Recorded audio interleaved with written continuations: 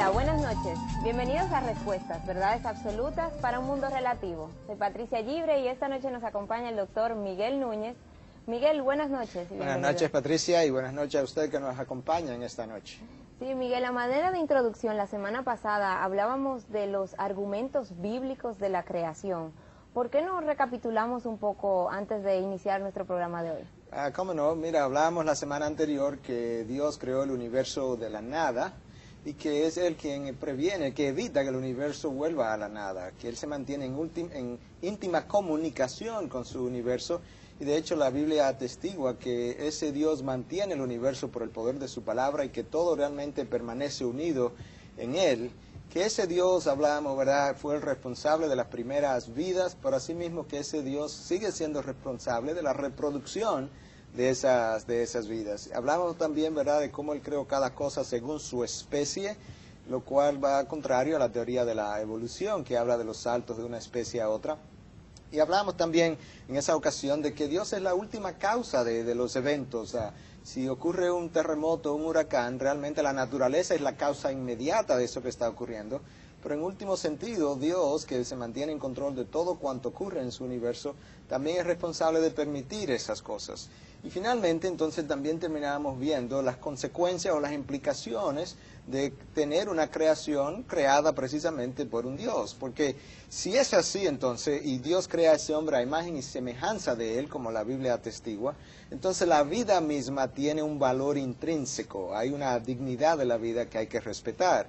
Hablábamos también que ese Dios se constituye en el estándar, ese es el Dios que da valores morales, y por la existencia de ese Dios los valores morales tienen sentido, tienen sentido que nosotros tratemos de cumplirlos porque Él nos va a hacer rendir cuenta.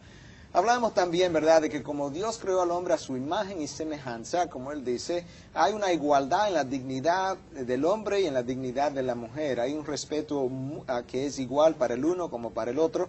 Y que también si todos hemos descendido de un mismo hombre, Adán y Eva, pues entonces no hay lugar para el racismo, porque todos tenemos un mismo trasfondo, unos mismos padres anteriores. Y que también finalmente decíamos que cuando las cosas no funcionan bien hoy, cuando las cosas no operan bien, entonces tenemos una explicación, porque la Biblia habla de que hubo una caída de Adán y Eva, que Dios realmente sometió al planeta o la creación entera a las consecuencias de esa caída, y entendemos entonces que esto no es su plan original, su diseño original, que ha habido un trastueque, si pudiéramos usar la palabra, en lo que fue el diseño de Dios, y eso nos explica entonces muchas de las cosas que nosotros estamos viviendo. Son consecuencias naturales de una caída original, de una caída primera, y entonces tenemos una cierta explicación para esos fenómenos que a veces no entendemos. Muy bien, y si tomamos en cuenta lo que son estos son argumentos bíblicos. ¿Quién sustenta que estos argumentos bíblicos sean confiables, sean verídicos? ¿Qué avala la confiabilidad que yo puedo tener sobre estos argumentos? Bueno, excelente pregunta. Cuando vamos a hablar de la confiabilidad de la Biblia, entonces tenemos que verla de dos puntos de vista. Tenemos que verla del punto de vista histórico, del desarrollo histórico de la Biblia, y tenemos que hablar también de la confiabilidad de la Biblia del punto de vista del contenido mismo del libro. Y yo creo que eso sería una buena forma de comenzar discutiendo ambos puntos. Sí, hablas de historia, hablas de contenido. Tomemos el primero. Vamos a ver, justamente va a ser el tema de hoy. La confiabilidad de la Biblia según su historia. Eso nos dice a nosotros que hoy en día tenemos que tener mucho cuidado con no agregar contenido doctrinal nuevo, como muchas veces está ocurriendo de parte de profesores, de maestros de la Biblia. Los libros de Deuterocanónico, ¿por qué fueron sacados del canon? No fueron sacados. Los libros deuterocanónicos fueron incluidos. Estos libros son agregados en el año 1546. ¿Después de Cristo? Después de Cristo. Más de 1500 años después, cuando la comunidad judía nunca lo ha aceptado, por un lado, cuando la comunidad primitiva nunca lo había aceptado, 1500 años después, 1546 para ser exacto, de repente estos libros pasan a formar parte del canon.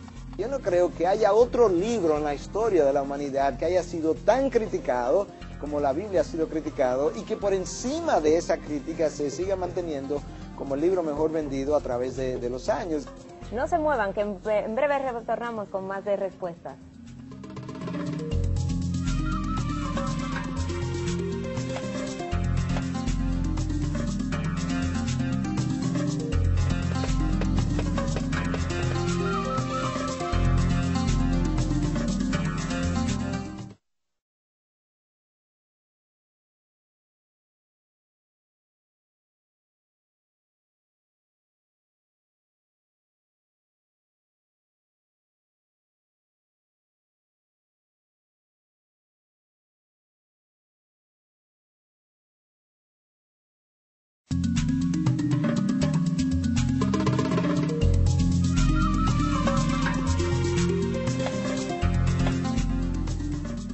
está con respuestas, verdades absolutas para un mundo relativo. Nuestro tema hoy, la confiabilidad de la Biblia según su historia.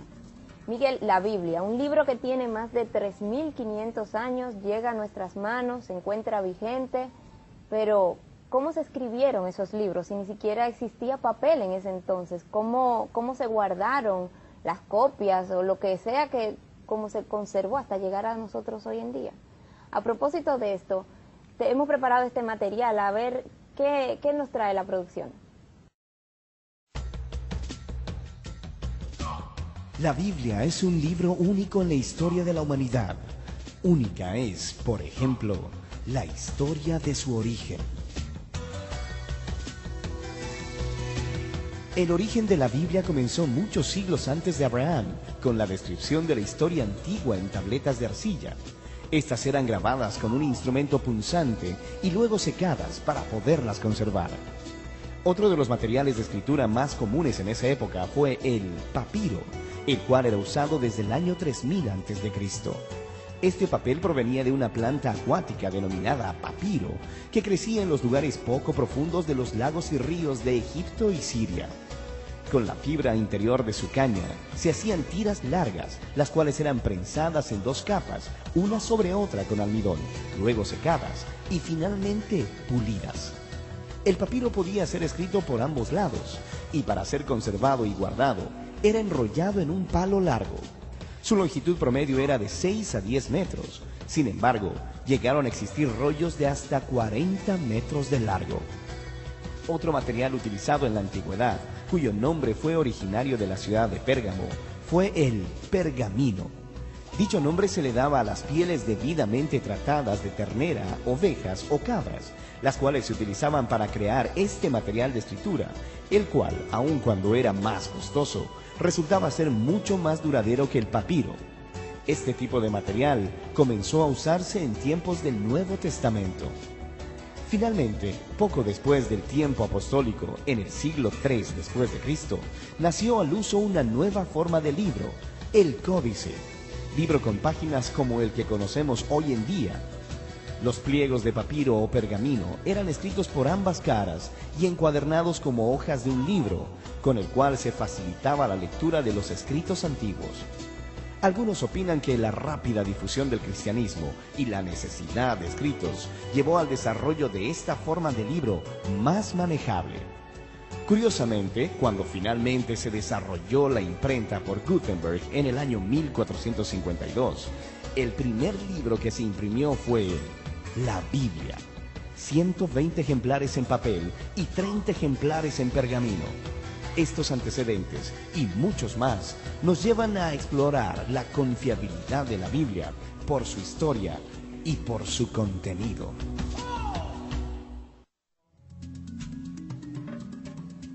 Miguel, ¿quién escribió los primeros libros de la Biblia?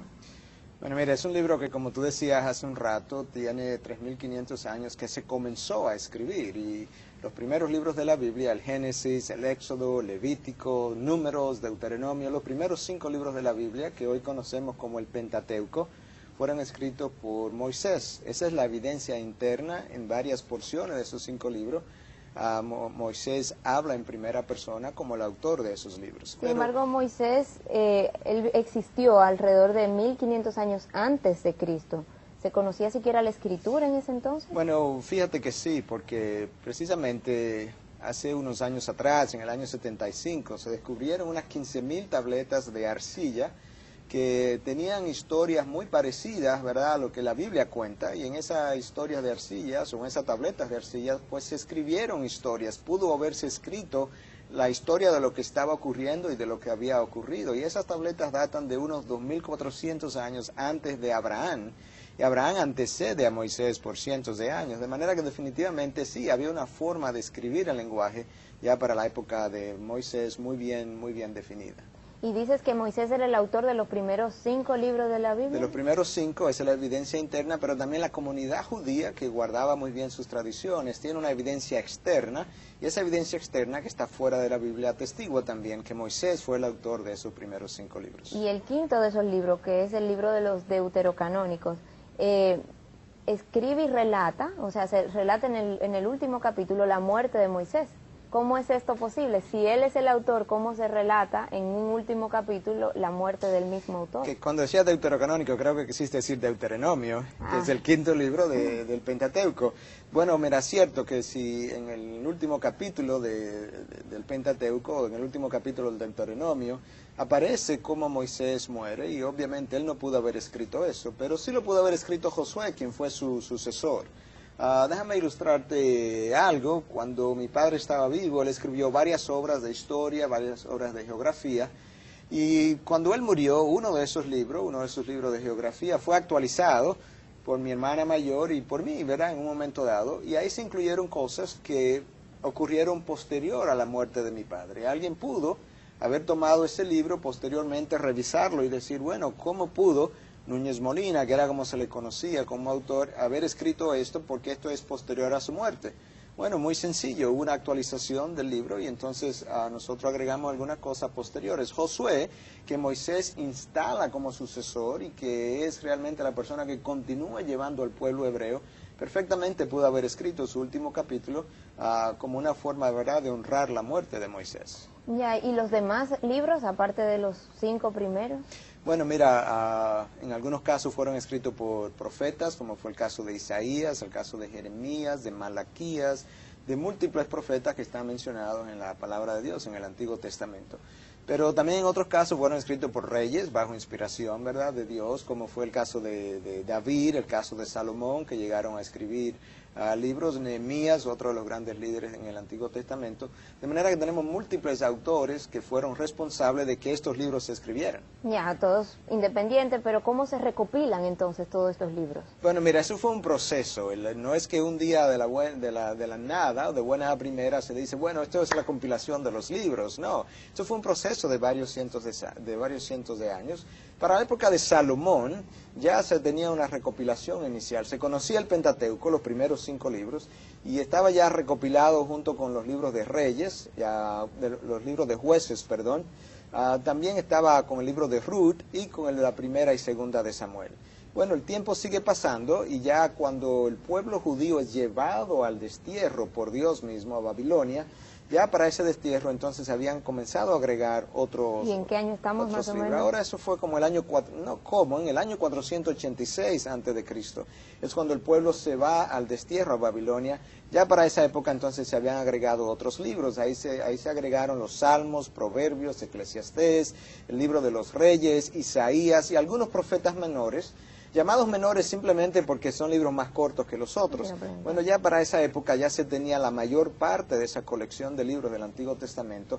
Cuando el pueblo regresa entonces del destierro, 70 años estuvo en Babilonia, regresan 70 años después, ya para esa época entonces se terminó de recopilar toda la colección del Antiguo Testamento para un total de 39 libros, y ahí entonces se considera que el canon queda cerrado. Esta es la colección, ¿verdad?, completa de los libros inspirados. ¿Y qué significa esto del canon de las escrituras cerrado? Bueno, mira, el canon, la palabra canon lo que significa literalmente es vara de medir, estándar.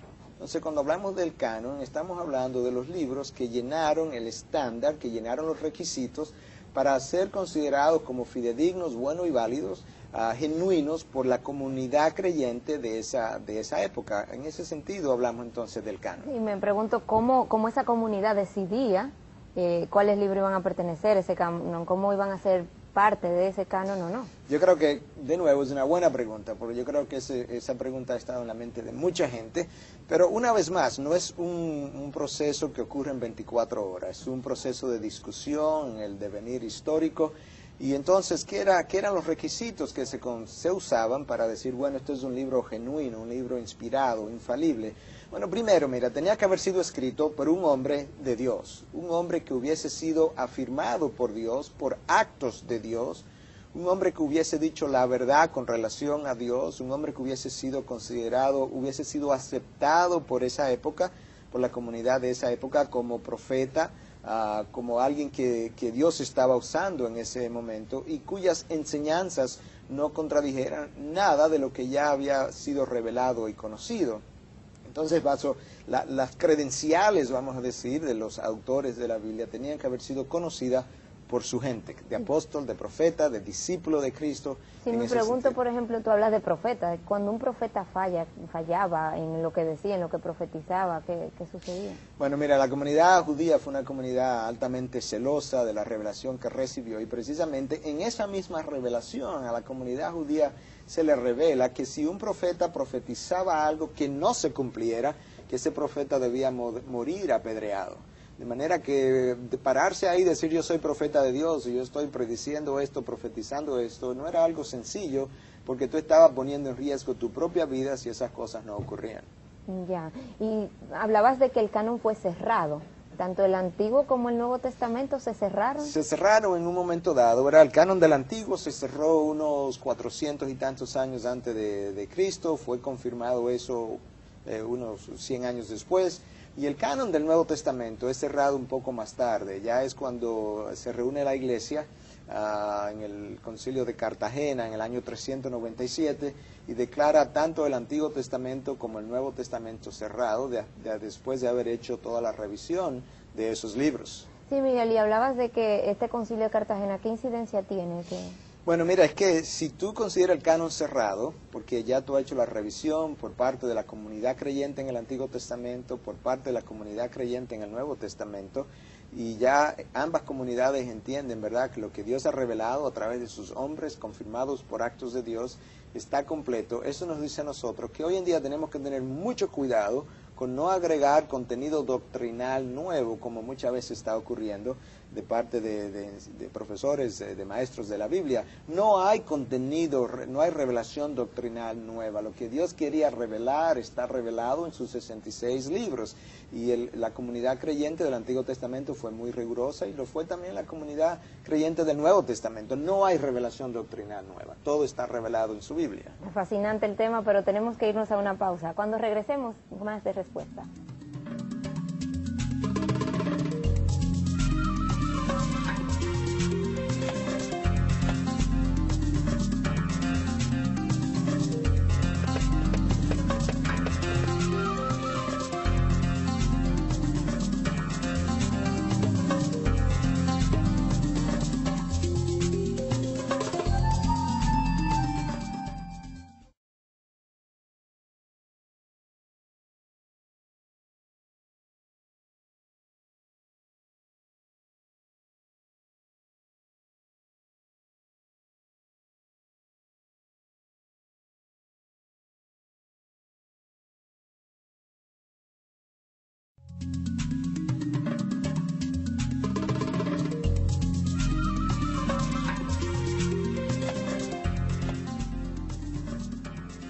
La confiabilidad de la Biblia es nuestro tema de hoy en Respuestas, verdades absolutas para un mundo relativo.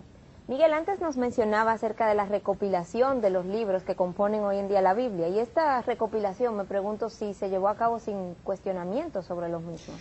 Bueno, no, realmente no, y eso es bueno, el cuestionamiento es bueno, porque si tú no cuestionas nada, tú lo aceptas como bueno y válido y ya, realmente nunca tienes la certidumbre si lo que tú estás leyendo es correcto, es genuino, es inspirado. Y entonces, no, realmente hubo mucho cuestionamiento a lo largo del desarrollo, pero es precisamente ese cuestionamiento lo que logra finalmente producir una colección de libros que la comunidad creyente de entonces consideró realmente inspirada y como genuina. Mira, en el caso hablamos un poco del Antiguo Testamento, y realmente en el Nuevo Testamento también se da un proceso por 200 o 300 años. El Nuevo Testamento fue escrito por gente que fueron testigos oculares de los hechos, en el caso de gente como Juan, Pedro, ¿verdad? Mateo, pero en otros casos como es Marcos, que escribe su Evangelio, que quizás no fue del círculo de los 12, pero Marcos es citado en la palabra como uno de los discípulos de Pedro y probablemente quizás llegó a conocer a Jesús a través de Pedro, porque Pedro le llama mi hijo espiritual a Marcos. Tú tienes a Lucas, por ejemplo, que tampoco fue parte de los 12 discípulos, pero Lucas es reconocido hoy como un gran historiador, aún por historiadores seculares. La mente de Lucas como historiador es fascinante, y él mismo atestigua, tanto en el Evangelio de Lucas como en el libro de los Hechos que él escribió, con qué pulcritud, con qué exactitud, con lo minucioso que él fue en la investigación de los hechos, precisamente para que todo pudiera quedar claro. De manera que estamos hablando de gente o que fue testigo ocular de los hechos, o de gente que fueron discípulos, amigos, muy íntimos de personas que fueron testigos oculares. Y yo creo que eso le da una gran veracidad a lo que se escribe. Pero aún así, claro que hubo cuestionamiento de ciertos libros. Y pudiera mencionarte un par de ejemplos. El libro de Santiago, ¿verdad? El libro de Santiago fue cuestionado en un momento dado y no se quería incluir en ese canon. ¿Por qué es cuestionado el libro de Santiago? Yo creo que eso es una respuesta importante, que una información importante que usted debe recordar. Santiago habla de la importancia de las obras, ¿verdad? De lo que hacemos, de la importancia de las obras en la vida cristiana. Pero la palabra de Dios había revelado, ¿verdad?, que la salvación no es por obra. Literalmente, Efesios 2, 8 y 9 te dice que la salvación es por gracia, por medio de la fe, y no por obras, para que nadie se gloríe. Entonces tú tienes eso en Efesios como una contradicción aparente. Entonces, en el proceso de la discusión, bueno, ¿es Santiago contradictorio o no es contradictorio? Mientras no estemos seguros, no lo vamos a incluir a Santiago como parte del canon. Y posteriormente, ¿verdad?, mientras más se sigue estudiando, mientras más se sigue cuestionando el libro y averiguando de dónde viene Santiago, entonces llega a la conclusión de que verdaderamente había venido, número uno, de la pluma, por así decirlo, de la mano del que era hermano de Jesús, Santiago. Y por otro lado, que Santiago no estaba en contradicción con lo que Efesios decía, sino que Santiago se estaba refiriendo a que las obras son importantes como evidencia de tu salvación, no para salvación. ¿Quiere decir como una consecuencia de...? Una consecuencia, o quizás, déjame ilustrártelo porque es muy bueno esto. Tú vas a la universidad y te haces ingeniero. ¿Sí? Cuando tú estás estudiando, tú no estás haciendo obras de construcción porque tú no te has graduado. Cuando tú te gradúas y tú haces obras de construcción, las obras de construcción no te están haciendo ingeniero porque ya tú te graduaste. Las obras de construcción son simplemente la evidencia de que ya tú eres ingeniero. Bueno, eso es exactamente lo que Santiago plantaba. Buena ilustración. Es que las obras son la evidencia de que ya yo he llegado a hacer algo, y eso que he llegado a hacer es cristiano. Entonces no había contradicción. Ok, ahora que entendemos a Santiago, ahora que vemos que realmente tenemos evidencia de que fue escrita por el hermano de Jesús, ¿verdad? Entonces lo ponemos dentro del canon. Así ocurrió también con varios de esos libros que fueron cuestionados. La segunda de Pedro y la primera de Pedro, bueno, el lenguaje griego entre esas dos cartas es diferente. Uno es más pulido que el otro, y también se llegó a cuestionar eso. Sí, porque ambas son de Pedro. Ambas son de Pedro. Entonces, ¿cómo un individuo produce una carta con un lenguaje más pulido y luego produce una carta con un lenguaje menos pulido? Bueno, te podría dar dos explicaciones. Primero, en primera de Pedro, Pedro mismo atestigua que él escribió esa carta a través de un secretario, por así decirlo, Silvano. Escribe a través de Silvano y él lo atestigua. Bueno, Silvano, un escriba, pudo haber pulido el griego en la medida en verdad en que está interactuando con Pedro. Pero te puedo usar un ejemplo de mi propia vida. Yo he predicado diferentes mensajes para diferentes audiencias incluso de diferentes niveles educacionales. Bueno, necesariamente cuando yo le predico a una audiencia que tiene un nivel educacional que no es muy bueno, no puedo usar el mismo lenguaje, no puedo usar el mismo abordaje cuando le estoy predicando a una audiencia que quizás es más de índole intelectual. Bueno, alguien pudiera cuestionar esos dos mensajes y decir, bueno, uno aquí está muy sencillo y esto aquí está muy profundo, eso no pudo haber escrito el mismo individuo. Todo depende de mi audiencia muchas veces, de manera que ahí tampoco hay una contradicción. Ok, entendemos eso ahora de primera y segunda de Pedro, entendemos que fue escrita por Pedro, hay discípulos de Pedro que están atestiguando en la iglesia primitiva que sí, que él escribió esas cartas, ¡boom!, parte del canon. Entonces ese fue el proceso de lucha hasta que finalmente en el año 397, en el concilio de Cartagena que mencionamos, el canon es cerrado, toda revelación doctrinal ha sido dada, no hay revelación doctrinal nueva ya. Ya, Miguel, y por ejemplo los libros deuterocanónicos, así, aquí sí, ¿no? Okay. Los libros deuterocanónicos, ¿por qué fueron sacados del canon? No fueron sacados. Los libros deuterocanónicos fueron incluidos. Hay una gran diferencia entre sacados e incluidos. Bueno, mira, los libros deuterocanónicos, primero, ¿cuándo se escriben? Bueno, se escriben entre el Antiguo Testamento y el Nuevo Testamento. Cuando tú terminas el Antiguo Testamento, entre ese final y comienzas del Nuevo, entre esos dos testamentos, hay 400 años de historia, lo que se ha llamado el periodo del silencio. Historia, ¿verdad?, donde no hubo revelación nueva. Durante ese periodo de historia, entonces surgen libros de sabiduría, surgen libros históricos, que tienen un buen contenido de sabiduría y tienen un buen contenido de historia, pero que el mismo pueblo judío, la misma comunidad judía, no aceptó como bueno y válido por una serie de contradicciones que pudiéramos mencionar un poquito más adelante. Entonces, ¿cuántos libros son esos? Son unos 14 o 15 libros, y ahí tú tienes Primera de Macabeos, Segunda de Macabeos, Eclesiástico, hay varios, Judith, y así esos libros entonces en un momento dado son agregados, pero ¿sabe cuándo fueron agregados? Cuando, o sea, exactamente, ¿cómo sucede esto, esta añadidura al libro de la Biblia? No es la comunidad primitiva de la iglesia primitiva que agrega los libros precisamente. Estos libros son agregados en el año 1546. ¿Después de Cristo? Después de Cristo. Más de 1500 años después, cuando la comunidad judía nunca lo ha aceptado, por un lado, cuando la comunidad primitiva nunca lo había aceptado, 1500 años después, 1546 para ser exacto, de repente estos libros pasan a formar parte del canon. De manera que esos libros nunca fueron sacados, fueron simplemente no incluidos desde el principio y incluidos posteriormente. ¿Y qué dijo precisamente el pueblo judío, la comunidad judía, acerca de esta inclusión? Bueno, mira, el pueblo judío nunca aceptó esos libros, como te mencionaba. Cuando Cristo viene, ya para el nacimiento de Cristo, el pueblo judío tenía lo que ellos consideraban la revelación completa del Antiguo Testamento. Y ellos tenían una colección de 39 libros, que son los libros que Cristo atestigua, da fe de bueno y válido, hace referencia a esos libros, y Cristo en ningún momento hace referencia a estos libros deuterocanónicos, y realmente no forman, hoy en día, lo que es el Antiguo Testamento judío, que ellos conocen en inglés como el Tanakh, realmente esa Biblia tampoco tiene los libros deuterocanónicos. Y esa es la comunidad que tenía que saber de esos libros porque surgieron de esa comunidad. ¿Y cuál es el problema con estos libros? O sea, ¿por qué rechazarlos de lo que es el compendio ya? Bueno, mira, déjame explicarte un poquito más incluso por qué se incluyen los libros. Tú sabes que en el año 1517 Lutero hace la proclamación de su reforma. Lutero era un monje que había surgido dentro de la iglesia de esa época, y Lutero de repente descubre una serie de cosas que él no conocía. Él tiene un viaje a Roma. Lutero cuando viaja a Roma va sorprendido porque entendía que era la ciudad santa y se sorprende de una serie de cosas que él encuentra. Bueno, él comienza a investigar y se da cuenta que, wow, en ese momento se está ofreciendo perdón por los pecados a través de las ventas de indulgencias.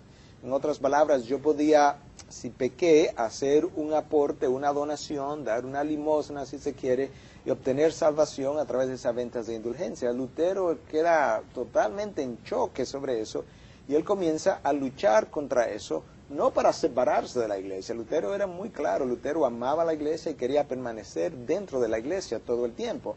Pero cuando realmente no se le hace caso y él comienza a luchar de que realmente la fe es por gracia a través de la fe, cuando él comienza a hablar, las obras no tienen ningún mérito en la salvación, no podemos, es imposible tratar de comprar el favor de Dios, él publica sus 95 tesis. Entonces, eso es en 1517. En el 1546, 29 años después, se agrega estos libros, ¿verdad?, deuterocanónicos o apócrifos, porque estos libros sustentaban algunas de las cosas que la iglesia de entonces, ¿verdad?, la iglesia de Roma estaba tratando de defender contra Lutero. El problema es que no estaban en el canon y es realmente una coyuntura X que le permite la introducción a estos libros para justificar ciertas prácticas que se estaban dando. Entonces, se rechazaron, que era realmente tu pregunta, uno, porque en algunos casos los libros tienen contradicciones, inexactitudes históricas. Eso es uno. El libro de Judith específicamente tiene inexactitudes históricas. ¿Como por ejemplo? Bueno, eventos que ocurrieron en el pasado del pueblo judío que realmente no correspondían a lo que el libro describe. Por otro lado, el mismo libro de Primera de Macabeos, y esto es interesante, Primera de Macabeos dice que este libro se escribe en un momento donde no había profeta en el pueblo judío. Bueno, si no hay profeta, precisamente la persona que escribe el libro tiene que tener el calificativo de profeta o de apóstol para poder escribir de forma infalible, inspirado por Dios. Bueno, el mismo libro de Macabeo atestigua que no había profeta en esa época, de manera que ahí también ya se comienza a sospechar entonces de la infalibilidad de estos libros.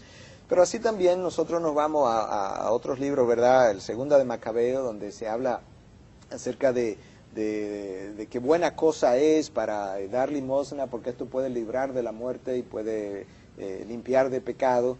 Bueno, eso es contradictorio con el resto de lo que la Biblia dice. Uno de los requisitos para poder incluir un libro en el canon era precisamente que el libro no podía contener enseñanzas contradictorias de en relación a ninguna de las demás doctrinas de la Biblia. No podía haber contradicción entre un libro y otro. Y lo encontramos también en esos libros deuterocanónicos con la observación de que buena cosa es orar por los muertos. Bueno, eso es contradictorio con el resto de los libros de la Biblia. Entonces, por inexactitudes históricas, por contradicción con lo que tenía que ver con el dar limosnas y hacer obras, por contradicción con lo que tenía que ver con la oración por los muertos, porque la misma Primera de Macabeo atestigua que no había profeta en esa época. Todo eso junto hizo que estos libros realmente fueran rechazados, no sacados, no estaban. Fueron incluidos posteriormente por la iglesia de ese entonces, la iglesia de Roma, por la lucha que había con Lutero y la justificación de ciertas cosas que se estaban practicando.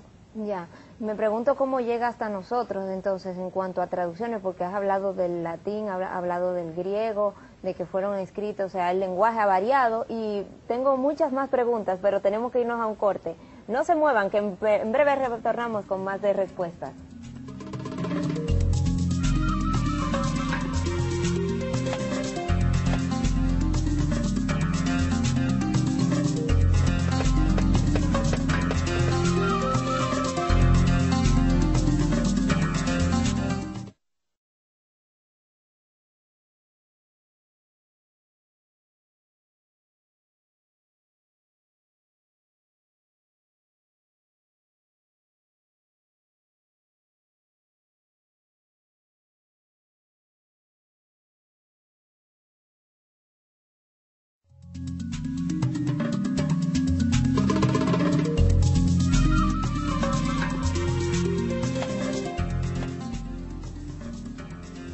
Gracias por seguir en Respuestas, verdades absolutas para un mundo relativo.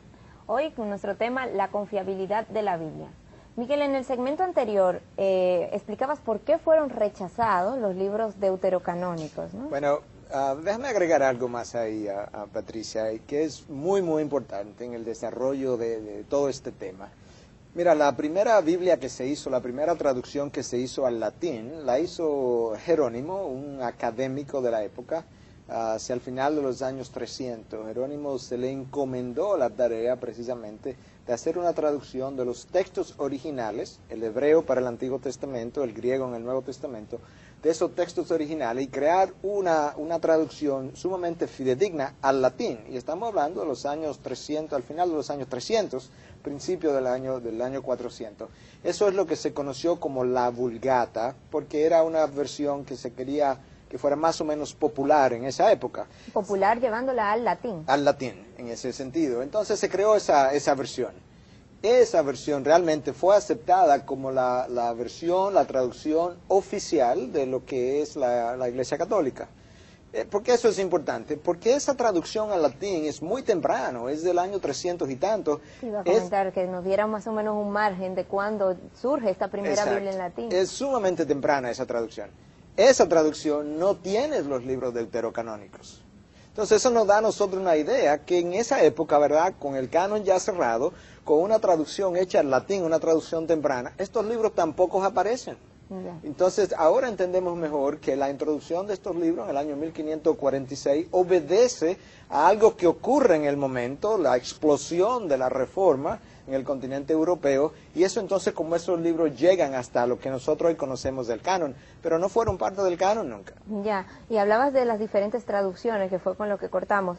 ¿Podrías hablarnos de las más conocidas? ¿Cómo se traducen entonces de ese latín a lo que hoy en día tenemos? Bueno, mira, voy a remontar un poquito más atrás todavía. En el año 250 aproximadamente, antes de Cristo, se produjo una traducción que hoy es conocida como la Septuagésima. La Septuagésima es una traducción al griego del texto hebreo del Antiguo Testamento. Ya. ¿Por qué se le llamó Septuagésima? Porque se reunieron 70 académicos, los mejores 70 académicos traductores de la época, y se reunieron en Alejandría, que tenía una universidad muy prestigiosa en ese momento, y se le pide a esos 70 académicos que produzcan una versión al griego de lo que es el texto hebreo. Eso se llamó la Septuagésima. Bueno, cuando Cristo viene incluso, yo creo que Cristo cita el Antiguo Testamento unas 39 veces. Y de esas 39 veces que Cristo cita el Antiguo Testamento, unas 32 veces Él lo hace a partir de la Septuagésima. Eso te Tomando como referencia esa traducción. Eso te da una idea de qué tan precisa, qué tan exacta realmente fue esa traducción. Una traducción del Antiguo Testamento modelo. Y fue una de esas traducciones antiguas, pero no fue la única. Para el siglo V aparece ya una versión modelo en el idioma arameo. ¿Por qué? Porque no todo el mundo hablaba hebreo. Aún en el pueblo judío, mucha gente lo que hablaba era el arameo. ¿Es el año quinto? El siglo V El siglo de V. esta época. De esta época ya después de Cristo. Después de Cristo. Entonces se produce en ese momento una traducción al arameo. Porque de nuevo, no todo el mundo hablaba hebreo, ¿verdad? El hebreo era un lenguaje que la gente educada de la comunidad judía lo hablaba, pero el pueblo hablaba el arameo. Y el griego también era un lenguaje que lo hablaba mucha gente, pero la gente común y corriente, lo que podríamos llamar hoy, ¿verdad? La gente, el campesino de esa época, de la zona rural, hablaba el arameo. Entonces no había una traducción a su idioma y se hizo una en el siglo V. Eso es lo que se llamó el texto siriaco. Posteriormente, entonces, la Biblia comienza a circular, la versión en latín de la Vulgata, y comienza, ¿verdad? Y se circula también esta versión en arameo. Pero no había sido traducido a los lenguajes, vamos a llamarle modernos, el inglés, el español. Te iba a decir, o sea, ¿cuánto tiempo dura esa Biblia entonces nada más en latín y en arameo? Bueno, es una lástima, pero es hasta la Edad Media, hasta la explosión de la Reforma, un poquito antes de la Reforma. O sea, estamos hablando de un lapso de tiempo de ¿cuántos años? Bueno, la Reforma se da en el 1517. La traducción, la Vulgata, es en el año 300 y tanto. Estamos Más de 1000 años. Más de 1000 años, donde no había traducciones a otros idiomas, fuera del latín, del griego, del arameo y el hebreo que habíamos venido hablando. Reservado para una comunidad. Exacto. Entonces, ¿qué resulta? Que comienzan los esfuerzos ahora para traducir esa Biblia a otros idiomas. Y en el año 1199 hubo varias personas que fueron quemadas en Francia precisamente por su esfuerzo de querer traducir la Biblia a su lenguaje. Entonces ahí comienza, ¿verdad?, el empuje, la lucha. Wycliffe, un poquito más adelante, también quiere hacer algo similar, pero al idioma inglés. Y hace una traducción, entonces, de la Biblia al idioma inglés. Y lamentablemente, mucha de esta gente que estaba tratando de producir esas nuevas traducciones fueron quemadas vivas por la época de la Inquisición, algo muy funesto en la historia, en el devenir de la historia. Bueno, las cosas llegaron a un punto tal que Wycliffe, en un momento dado, después de haber sido perseguido y demás, muere, y después de su muerte él es declarado un hereje simplemente porque tradujo la Biblia al inglés. Y entonces, ¿qué se hace? Que se desentierran sus restos, se queman sus restos después de haber muerto, y se tiran sus cenizas al río como una expresión de cuánto había que rechazar a este hombre por traducir la Biblia. De manera que esa lucha, ¿verdad?, que se da en esos años, antes de la Reforma, durante la Reforma, fue una lucha muy, muy difícil, muy dura, que le costó la vida a mucha gente. Entonces surge Lutero, en 1517, él postula, ¿verdad?, sus 95 tesis, las proclama. Entonces, en el año 21, de diciembre 21 a marzo del 22, en apenas 4 meses, Lutero traduce todo el Nuevo Testamento al alemán. Y aparece entonces ya una Biblia en alemán. Y años más tarde, ya para el 1534, Lutero logra conseguir la traducción de la Biblia entera, tanto el Antiguo como el Nuevo Testamento, al alemán. Entonces ahora tenemos Biblia en inglés, tenemos Biblia en alemán, pero todavía las Biblias en el español no se habían dado para ese momento. Te iba a preguntar, ¿cómo llega entonces al español? Bueno, mira, también hace ya bastante tiempo, pero en el año 1569 se hace la primera versión al español que la produce Valera. La Biblia que hoy conocemos como Reina Valera realmente es la producción de dos autores, vamos a decir. ¿Sí? Entonces, Casidoro de Reina es realmente quien hace la primera versión al castellano, y ahí me voy a autocorregir. Casidoro de Reina es quien hace la primera versión. 1569 aparece esa versión en español. Entonces esa versión en español sufre una revisión por Cipriano de Valera.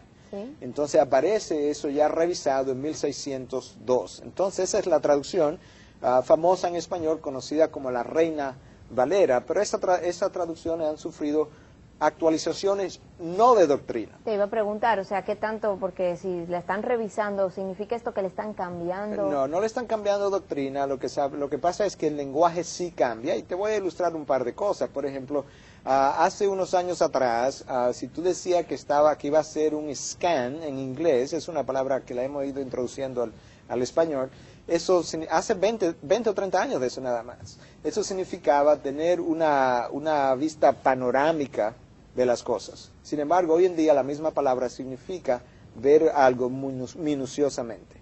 Nosotros hoy hablamos de usted y hablamos de vosotros.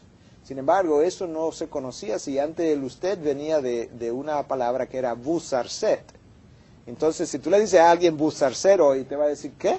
Entiendo. El idioma evoluciona. Entonces, en la medida en que el idioma ha ido evolucionando, se han hecho actualizaciones de idiomas, de forma de expresión, pero no del contenido.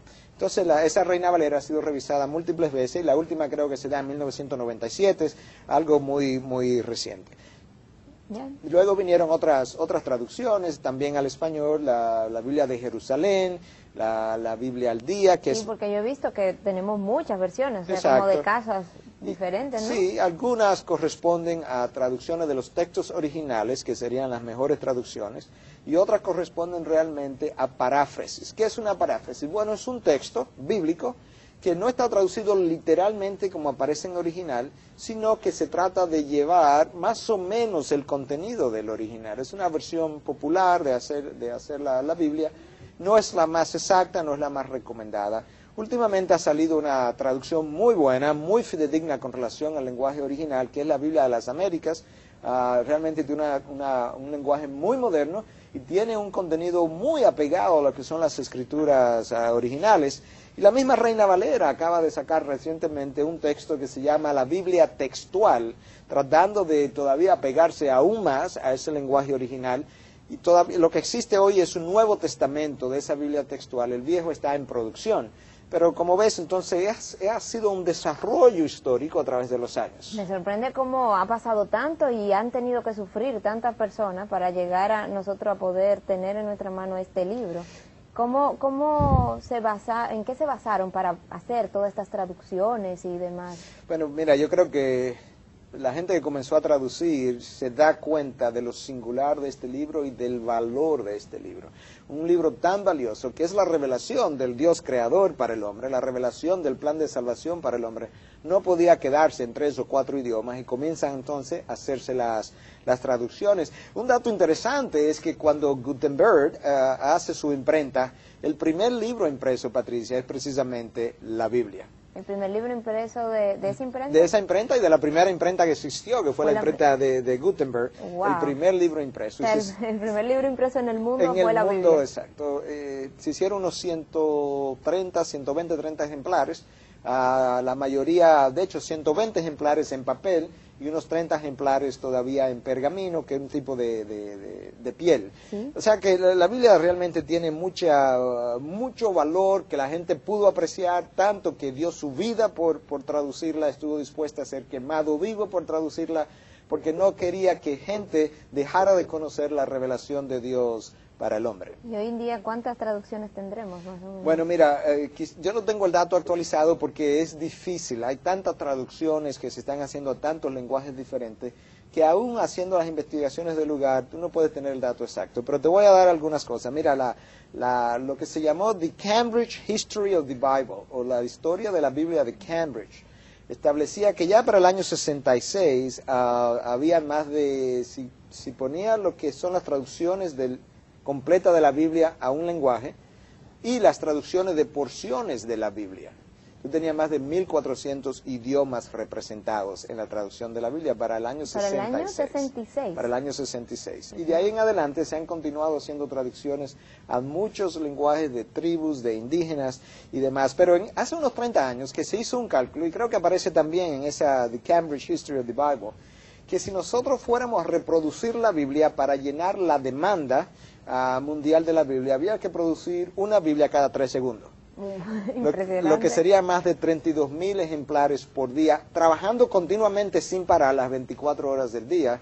Eso hace 30 años. La demanda existencial. La demanda de la gente buscando, queriendo leer este libro. Es el libro mejor vendido por muchos años, año tras año, a tal punto que ya ni se le da el título del bestseller, pero es el bestseller año tras año. Y ha sido un libro que la gente ha llegado a apreciar por lo que revela, por su contenido. ¿Y qué te lleva a pensar todo este proceso histórico que hemos revisado hasta este momento? Bueno, mira, yo creo que los que nos ven en esta noche, los que han tenido la oportunidad de oír cómo este libro ha llegado hasta nosotros, yo creo que tienen que pensar bien cuando van a rechazar este libro. Esto no es un libro que se escribió como una novela y que nos llegó a nosotros con poca importancia. No, este es un libro que nos ha llegado a nosotros después que cientos de personas dieron su vida precisamente para que usted que nos ve esta noche pueda tenerla en español, para que aquellos que quizás están en otros países puedan tenerlo en su idioma natural. Es un libro que ha sobrevivido la persecución desde mucho tiempo. Es un libro que fue escrito, ¿verdad?, en sus documentos originales en papiro, en pieles, en material que podría desgastarse. Es un libro que ha sobrevivido el tiempo, es un libro que ha sobrevivido la persecución, ha sobrevivido el tiempo, es un libro que ha sobrevivido la crítica. Yo no creo que haya otro libro en la historia de la humanidad que haya sido tan criticado como la Biblia ha sido criticado, y que por encima de esa crítica se siga manteniendo como el libro mejor vendido a través de los años. Y es curioso que tú tienes un Voltaire, como lo llamaba en español Voltaire, uno de los filósofos de la era de la razón en Francia, en el año 1778, escucha este dato, Voltaire dice que más o menos en 100 años él estimaba que la Biblia estaría obsoleta y que nadie la estaría leyendo. 30 años después de su muerte, resulta que la sociedad bíblica de ese entonces usa la imprenta de Voltaire en su propia casa y comienza a imprimir la Biblia. Impresionante la coincidencia, ¿no? Exactamente. Y lo mismo ocurrió con Hitler. Hitler, ¿verdad?, tanto que persiguió al mundo judío y cristiano y lo odiaba. Cuando él muere, lo que fue el búnker de Hitler se convirtió precisamente en un centro de reproducción de la Biblia. Ha sobrevivido el tiempo, la persecución, la crítica. No es posible que un libro que tenga tales características, yo simplemente, sin leerlo, como mucha gente hace, no cometa el error que una vez yo cometí. No cometa el error de negar algo que usted no ha leído, de negar algo que usted no conoce, de rechazar algo que ha sobrevivido, ¿verdad?, como dijimos, el tiempo, a la crítica, a la persecución, y que tiene implicaciones para su vida. No cometa ese error. Yo creo que eso es uno de los mensajes que yo quisiera dejar esta noche. No estamos aquí compartiendo datos históricos para que digan, wow, cuánto esta gente conoce de la historia. Estamos aquí porque nos preocupa que el contenido que este libro tiene no se conozca. Y no se conozca no porque no esté en nuestros idiomas de hoy en día, porque lo está en la mayoría, que no se conozca porque no tengo interés de leerlo. Y como eso tiene implicaciones para la vida, por eso estamos aquí, por eso yo quiero estar aquí esta noche y cualquier noche para decirte, hay un contenido que tiene que ver con tu vida, implicaciones grandes, no lo rechaces sin haberlo leído ni conocerlo. Justamente ese va a ser nuestro próximo programa, porque ¿qué hay de ese contenido? ¿Ese contenido presenta evidencias a favor de la Biblia o al contrario, las desbarata? Miguel, una vez más, muchas gracias por estar con nosotros esta noche. Gracias a ti, Patricia, y gracias de nuevo a cada uno de ustedes, ¿verdad?, que una vez más nos dio una hora de su tiempo para permanecer frente a su pantalla, y ojalá nosotros hayamos podido traer respuestas a muchas de sus cuestionantes. Si usted ha encontrado respuestas a sus preguntas, ¿por qué no invita a un amigo o a alguien conocido, ¿verdad?, a ver el programa, que quizás él o ella también pueda encontrar respuestas a sus preguntas? De mi parte, muchas gracias. Recuerden que ustedes pueden acceder y enviarnos sus preguntas, sus comentarios. Estamos ansiosos por oírlos y yo creo que todo este programa ha levantado muchas preguntas. Estamos en respuestas@verizon.net.do. Pueden contactarnos en cualquier momento y nosotros les responderemos. Muchas gracias por estar con nosotros.